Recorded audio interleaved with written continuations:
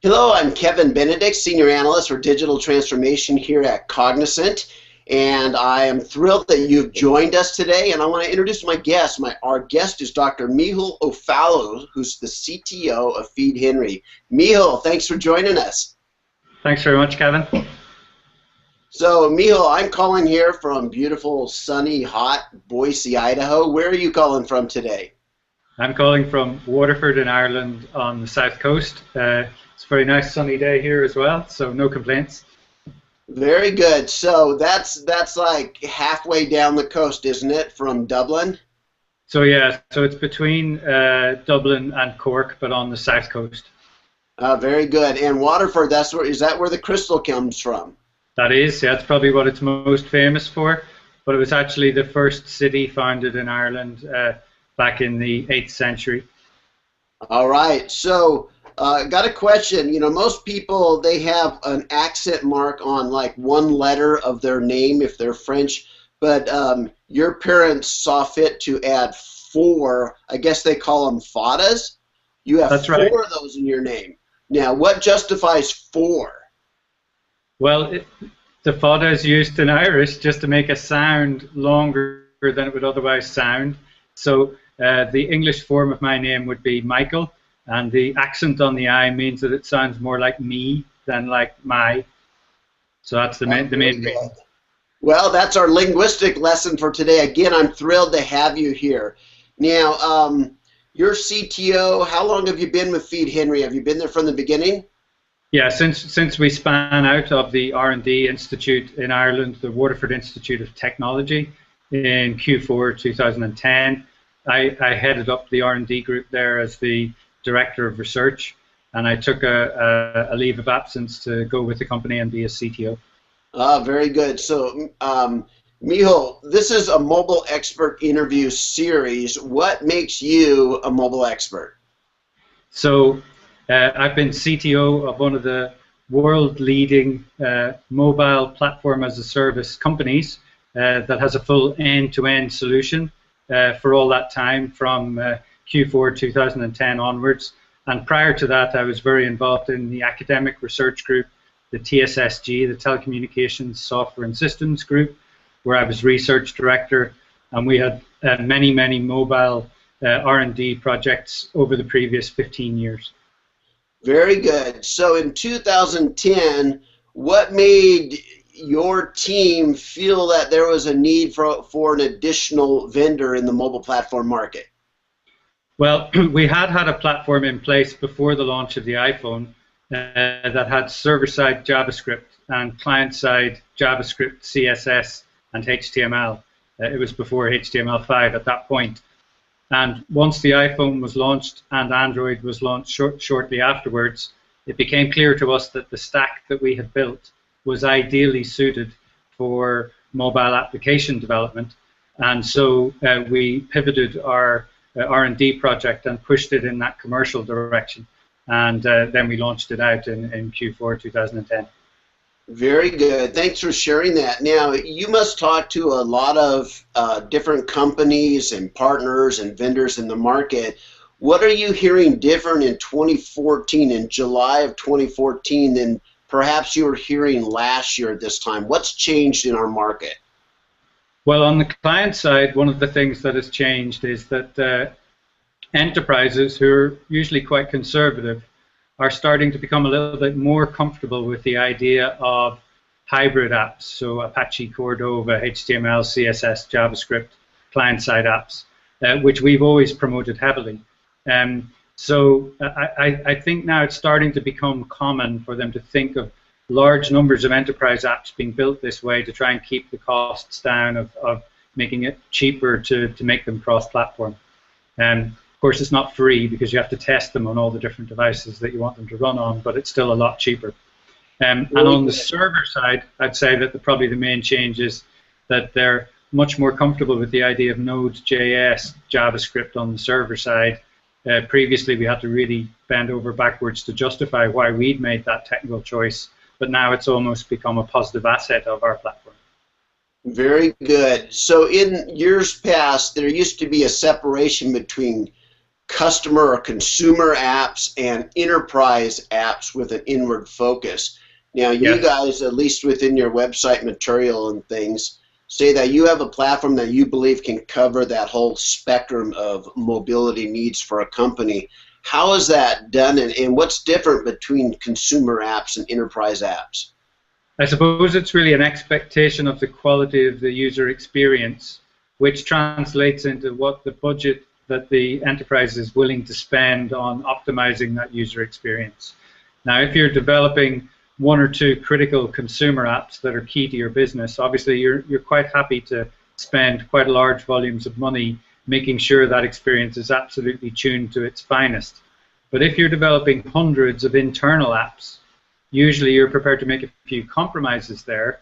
But even today, if you don't use the proper experience that users expect on iOS devices or Android devices, you're likely to get the lack of take-up of those apps. So the nice thing about our platform is it's flexible enough to be used for the consumer apps and for the internal employee apps. Very good. I imagine in many cases there's some scalability requirements that are different between those two categories. Would you agree? Yeah, typically in terms of the maximum number of users, even in the largest organizations, the enterprise apps don't need to scale quite so much as the consumer apps. But there are many, many consumer apps that are launched that aren't quite so successful. So often people worry too much about the scalability before proving the concept. So often you're better off to launch and then figure out the scalability challenges afterwards. But of course, having a platform like ours helps in that we figure all that out for you. Got it. Now, on the topic of scalability, I read an article this last week about I would say an enterprise mobility opportunity that you guys have delivered on with Network Rail, which requires some big scalability because there's tens of thousands of users there. Yeah, so in terms of the private sector, they're the largest employer in the UK. They run the railway network, but they don't run the actual trains themselves. So effectively, they're kind of semi-state, and they have a monopoly in that they own all of the train stations and all of the railway track, and they have to manage and maintain it. And then licenses are granted to different independent private companies to actually run the train services across that infrastructure. Wow. So talk to us about what kind of mobile solutions you've helped deliver there.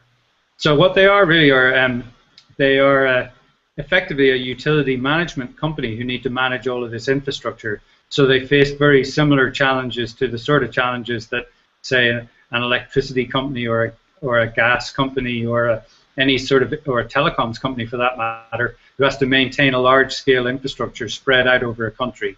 So they have to send work teams out to different physical locations to do repair jobs and report on them and so on.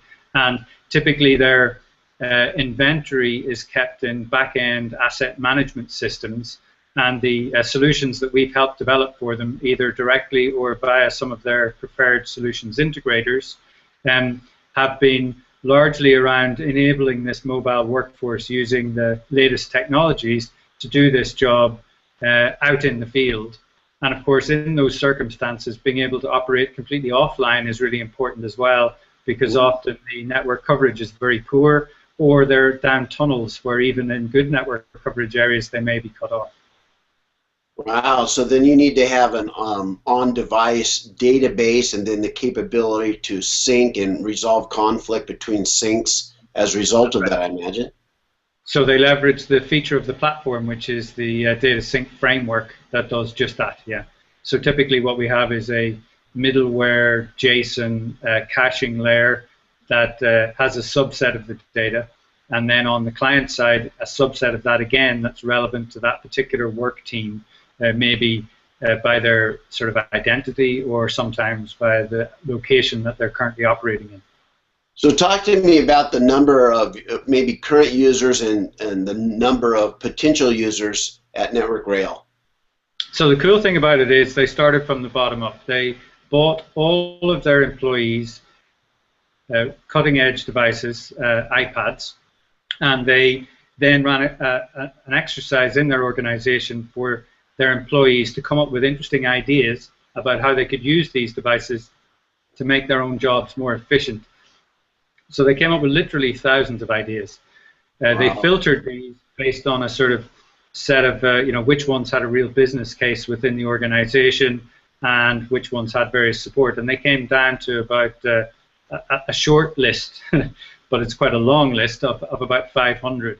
And then they prioritized these over a 5-year plan as to which ones they wanted to really try and get going with. So we've been involved in the early stages of actually commissioning our platform, getting up and running with these apps, and we're probably in the stages between 10 and 20 of trial apps, and maybe 10 or so previous apps that have been ported onto the platform that may have been developed separately natively. Wow, those are big numbers, and they're utilizing crowdsourcing to innovate within their organization. That's all very interesting stuff. Now, yeah. I watched a video from Network Rail on how they're kind of some of their motivations and some of the methodologies and reasons why they're using mobile. And one of the themes that kept coming up in that video is we're using mobile as a change agent within our organization. What do you have any insight into what they were meaning by that? So I suppose there's two aspects to it. The first is that they're really trying to reach out with IT infrastructure to groups of users who may have existed outside of that infrastructure previously. And often this sort of thing has an interesting side effect in that things that you or I might take for granted, like the fact that we regularly check email, may not be true of large groups of employees who are sort of outside of the core IT structures. But when you enable them with mobile devices that have these capabilities, suddenly they come into that ambit. And so even just regular electronic communication can hugely increase the efficiency of organizations. The second thing is that they're trying to transform the conception of what a central IT department can do and make it more agile and more responsive to the end users. And I remember listening to one of the Gartner analysts at a recent event in London talking about the way that Network Rail had managed to use our infrastructure to respond overnight to a particular challenge where there was flooding across the country, and they needed to get out a targeted update to their end users, employees who were in the field, and they were able to develop a very lightweight app overnight and ship it out using their mobile device management solution to distribute it out to their employees. And it's that sort of very, very dynamic flexibility that these sort of next generation mobile application platforms can bring to enterprises. You know, that's very interesting, the idea of a disposable or temporary mobile app.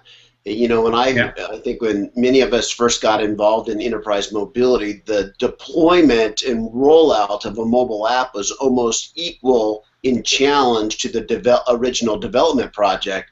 You know, just to physically bring in, 10,000 devices and go through a synchronization and a load and get it back out there. And that would have to be repeated for every update. So the ability to dynamically push out new apps and short-term apps, temporary apps, or disposable apps that you need for a particular project and then can be gone is just phenomenal. It's very true. It's one of the maybe underestimated impacts of the mobile ecosystem that all the platforms have, whether it's iOS, Android, BlackBerry, or Windows Phone, that they now have automated distribution mechanisms that enterprises can leverage effectively for free, and or they can deploy their parallel sort of internal enterprise distribution mechanism, albeit in the case of iOS with very strict limitations in that the apps can only be given to your own employees. So, Micheal, there's a large variety of acronyms used within our mobile industry here. Now, there's everything from originally to MCAP for consumer apps to MEAPS, the Mobile Enterprise Application Platform, and I think Gartner today uses Mobile Application Development Platform. Yet I see on your site you've coined your own, it appears, Mobile Application Platform for Enterprise. What's your opinion on what is the best? And then there's MBAS, of course, Mobile Backend as a Service. Where do you guys see yourself fitting, and what's your opinion on what acronym best reflects Feedhenry? It's a good point. I suppose we see ourselves as being a next generation mobile enterprise application platform, so like a next generation MEAP. The traditional MEAPs tended to be quite vertically integrated and impose on developers the mandatory use of some form of 4GL that was quite proprietary, whereas we have used completely open standards so that developers should be very familiar with the stack that we use. You can either develop natively or with HTML, CSS, and JavaScript in an Apache Cordova hybrid app format. And on the server side, it's Node.js, JavaScript with completely open ecosystem. You can use any third-party Node module you wish. So in our platform, you're not restrained to the solutions that we provide in the platform, and you can leverage the client-side and server-side ecosystems to solve any problems that you may encounter. But at the same time, we are aware that the sort of MEAP and the sort of the separation between the enterprise and the consumer is starting to devolve, and they're coming together in just a mobile development platform, and we are one of those, certainly.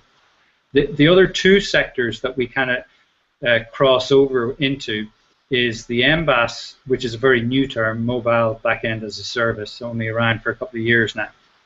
Most MBASs are quite consumer focused and don't give you much flexibility in how they're hosted, and the poster child of MBAS is probably Pars.com, acquired by Facebook, who we hosted in this way. You can call our APIs and we'll store the data for you. You can use our APIs and we'll store your usernames, which is amazingly productive for consumer app developers, but isn't so attractive for enterprise app developers because of the restrictions on where that data is stored. So we're an enterprise-style MBAS, not the only one, but certainly one of the first and one of the leading ones. And then the third area that you may not initially think, yeah? Go ahead, Micheal. Yeah, I'll go ahead. So the third area that you may not initially think of is that when you build a server-side JavaScript that exposes a set of public methods or securely locked down methods to your client sites, what effectively you're doing is building a custom API for this solution. And so the technology set that we provide with the flexible server-side node, and indeed with the launch of our Feedhenry 3, the ability to build reusable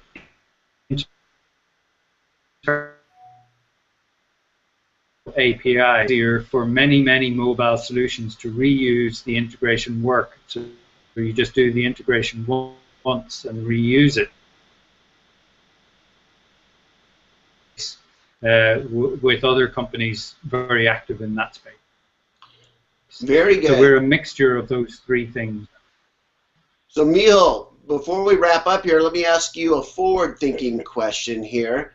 If you were to look forward to 2018, what would you predict would be some of those changes to our industry and the requirements that customers have different than they are today?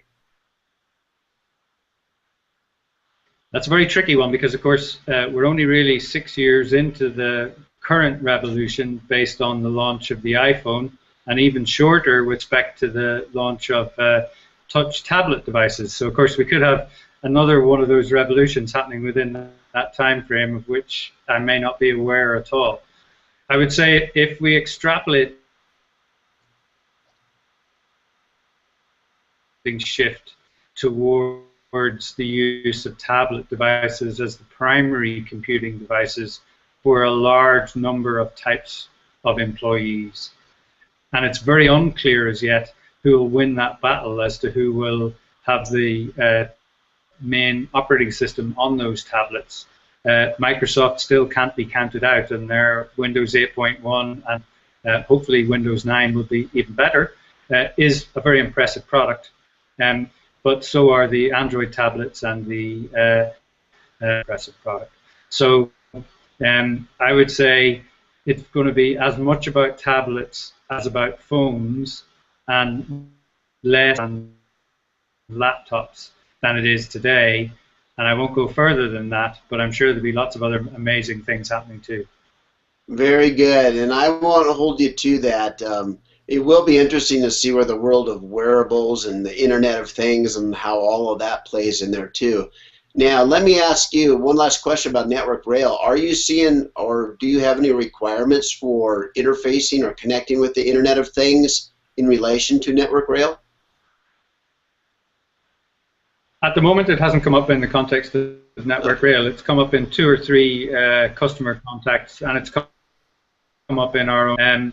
As it stands, our platform is largely based on HTTPS and a full TCP/IP stack, which may be a little heavyweight for the style of very power stuff that might make up the Internet of Things. So we have had a look at some piece to support those in the platform, and we are confident that we could meet that challenge as it arises. The Internet of Things is currently at sort of peak of a hype cycle. In my view, most of what's out there isn't really very interoperable, and it's only when we start to get those interoperable standards crystallizing that we'll start to get the real benefits emerging from an Internet of Things ecosystem. Even worse, at least 50% of what are called the Internet of Things don't use the Internet protocols. They don't even use IP, right? And if you don't use IP, then I don't think you can really call yourself part of the Internet of Things. Very good. Well, Dr. Micheal, I want to thank you so much for sharing your insight and experiences with all of us here, and thank you again. Thanks very much for the opportunity. Very enjoyable.